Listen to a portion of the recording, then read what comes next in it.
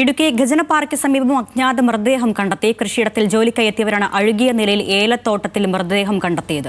മൃതദേഹത്തിന് ഒരാഴ്ചയോളം പഴക്കമുള്ളതായി രാജാക്കാട് പോലീസും അറിയിച്ചു. ഇടുക്കിയിൽ നിന്ന് ആൽവിൻ തോമസ് ഉണ്ട്. ആൽവിൻ, എന്താണ് പോലീസ് നൽകുന്ന വിവരം?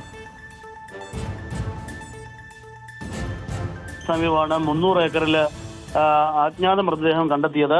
കണ്ണൻ എന്നയാളുടെ ഒരു സ്വകാര്യ ഏലത്തോട്ടത്തിൽ ഉടമസ്ഥന്റെ ഏലത്തോട്ടത്തിലാണ് ഈ അഴുകിയ നിലയിലുള്ള മൃതദേഹം കണ്ടെത്തിയത്. രാവിലെ കൃഷിയിടത്തിലെ തൊഴിലെടുക്കുന്നതിനായി എത്തിയ തോട്ടം തൊഴിലാളികളാണ് ഇത് കണ്ടെത്തി പോലീസിനെ അറിയിക്കുകയും പിന്നീട് പോലീസ് സ്ഥലത്തെത്തുകയും ചെയ്തത്. മൃതദേഹത്തിന് ഏതാണ്ട് ഒരാഴ്ചത്തോളം പഴക്കമുള്ളതായാണ് രാജാക്കാട് പോലീസ് ഇപ്പോൾ പ്രാഥമിക നിഗമനം നടത്തിയിരിക്കുന്നത്.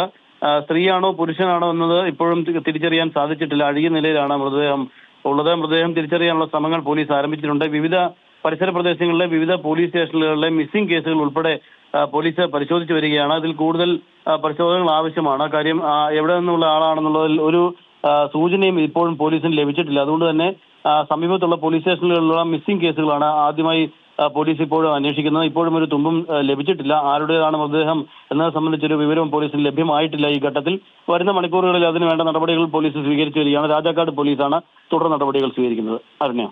ശരി, ആൽവിൻ തോമസ് ആണ് ഇടുക്കിയിൽ നിന്നും വിവരങ്ങൾ നൽകിയത്.